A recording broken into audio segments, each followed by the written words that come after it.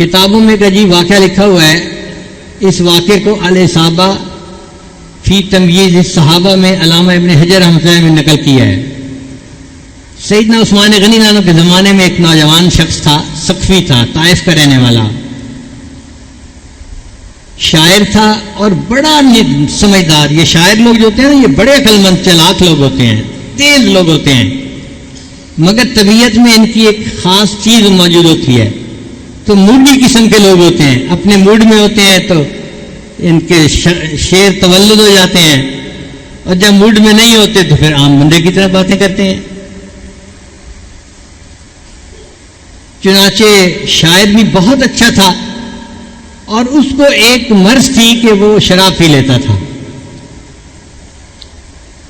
ایک مرتبہ شراب پیتے ہوئے پکڑا گیا تو عثمان غنی نے اس کو سزا دلوائی، درے لگوائے.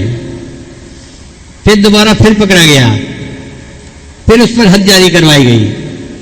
جب 2 دفعہ حد جاری ہوئی تو سیدنا عثمان غنی نے سوچا یہ مدینہ الرسول ہے، حرم ہے، یہ بندہ یہاں رہ کے اگر گناہ کرے گا تو یہ زیادہ برا ہے، اس سے بہتر ہے کہ اس کو باہر کہیں بھیج دیا جائے. تو انہوں نے جو لشکر شام کی طرف جا رہا تھا نا، اس لشکر کے ساتھ بھجوا دیا، مگر امیر لشکر کو بتا دیا کہ یہ عادی شرابی ہے، اس کی ذرا نگرانی زیادہ کرنا. اب جو امیر لشکر تھے وہ تھے سعد ابن ابی وقاص رضی اللہ تعالیٰ عنہ، اور یہ لشکر قادسیہ کی طرف جا رہا تھا. سعد ابن ابی وقاص نے اس کی نگرانی کی. وہ شام میں بھی شراب پیتا ہوا پکڑا گیا تو سعد ابن ابی وقاص نے تیسری مرتبہ حد لگوائی اور فیصلہ کیا کہ اب اس کو کھلا رہنا ٹھیک نہیں، اس کو جیل میں ڈالنا چاہیے.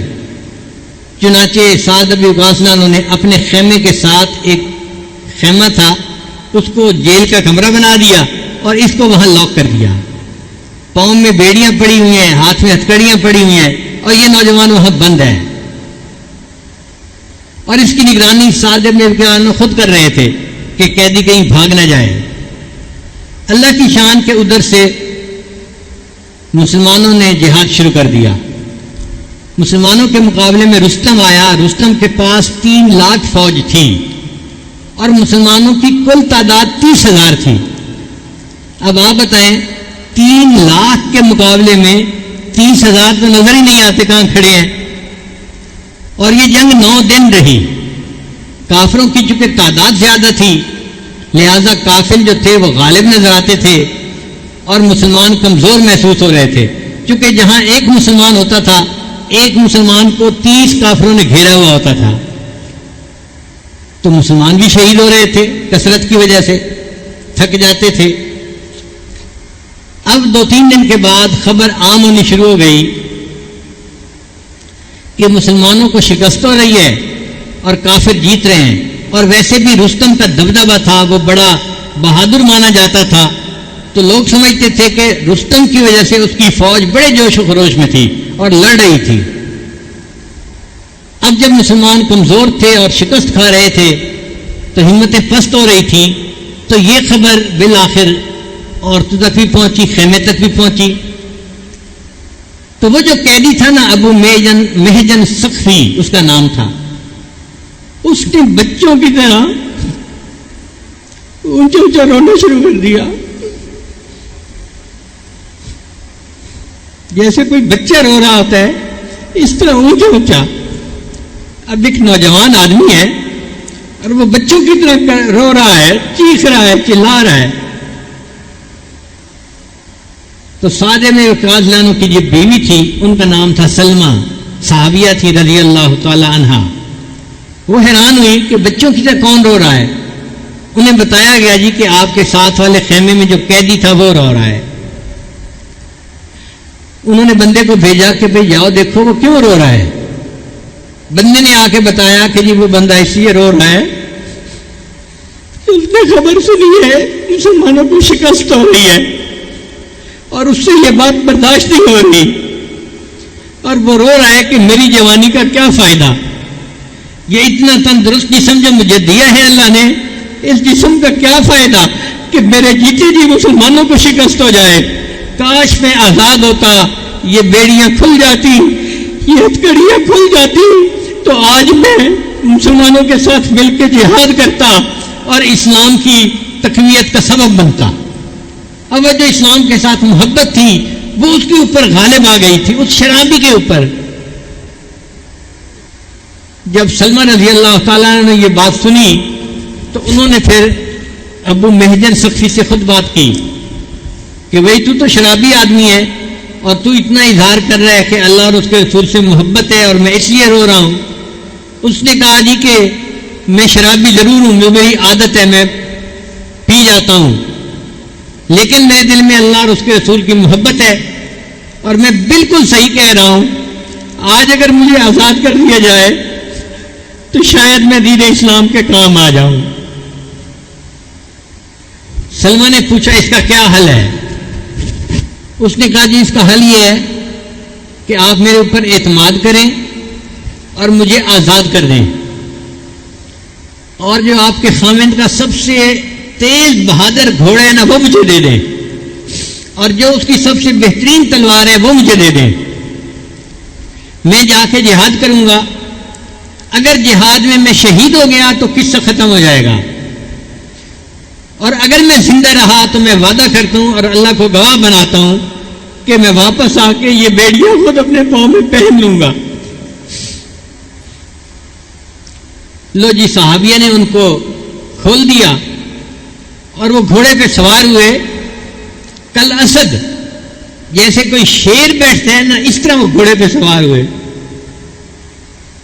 اور انہوں نے ہاتھ میں تلوار لی اور اپنے آپ کو خوب لپیٹ لیا کہ ان کا چہرہ بھی کوئی نہ دیکھ سکے، پہچان بھی کوئی نہ سکے. یہ گھوڑا ایسا تھا کہ اس کے اوپر عام آدمی نہیں بیٹھ سکتا تھا. بہت جری گھوڑا تھا، بہادر گھوڑا تھا، اور بڑا کوئی مشق والا انسان اس کے اوپر سواری کر سکتا تھا. اس نے اس گھوڑے کو بھگایا اور مسلمانوں کے لشکر میں جا پہنچا.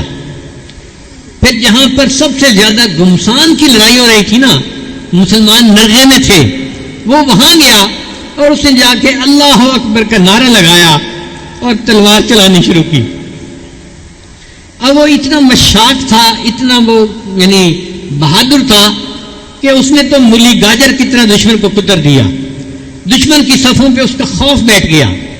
اب یہی کہ جہاں وہ دیکھتا کہ کوئی مسلمان نرغے میں ہے اور دوسرے لوگ اس کے گرد زیادہ ہیں، دشمن زیادہ ہیں، وہ وہاں جاتا، اللہ اکبر کا نعرہ لگا کے کود پڑتا، اپنے آپ کو اس کے اندر جو ہے وہ گویا ڈال دیتا. مگر اتنا وہ تلوار باز تھا کہ اس کی تلوار سے دشمن قتل ہوتے اور دشمن بھاگ کھڑے ہوتے، حتیٰ کہ رستم تک کے دل میں اس کا رعب بیٹھ گیا. اب جب اس کا رعب بیٹھ گیا تو کافروں نے پست ہونا شروع کر دیا اور مسلمانوں کا جوش خروش اور بڑھ گیا. سعد بن ابی وقاص اللہ عنہ دور بیٹھے ہوئے یہ سارا منظر خود دیکھ رہے تھے، حیران بھی ہو رہے تھے کہ یہ کون بندہ ہے کہ جس کو ہم پہچانتے بھی نہیں، اور جو صبح ہمارے ساتھ نہیں تھا اچانک کہیں سے آیا ہے اور اس کی وجہ سے جنگ کا پانسا ہی پلٹ گیا. اللہ نے کیا کہ شام کو اللہ نے مسلمانوں کو فتح عطا فرما دی، قادسیہ فتح ہو گیا. اب سعد بن وقاص نے سوچا کہ میں اس مجاہد کو دیکھوں کہ جو فلاں گھوڑے کے اوپر سوار تھا. وہ مجاہد ملتا ہی کہیں نہیں تھا. ادھر سے پوچھا ادھر سے پوچھا، کوئی نہیں ملا. اب سعد ابن وقاص خوش بھی تھے حیران بھی تھے. خوش اس پہ تھے کہ اللہ نے مسلمانوں کو فتح عطا فرما دی، اللہ نے اسلام کو غالب فرما دیا. حیران اس بات پہ تھے کہ وہ مجاہد کہاں گم ہو گیا، کیا آسمان پہ اٹھ گیا یا زمین اس کو نگل گئی یا کہیں چلا گیا.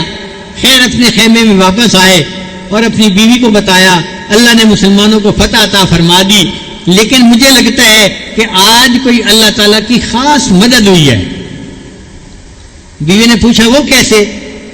انہوں نے کہا کہ ایک لگتا ہے کوئی فرشتہ اللہ نے بھیجا تھا، اس کو ہم پہچانتے نہیں تھے، اور اس نے تو سواری کی ہوئی تھی میرے گھوڑے کے اوپر اور ایسے لگتا تھا کہ میری تلوار اس کے ہاتھ میں ہے، اور وہ اتنا بے جگری سے لڑ رہا تھا. اس ایک بندے کی وجہ سے اللہ نے اسلام کو فتح عطا فرما دی.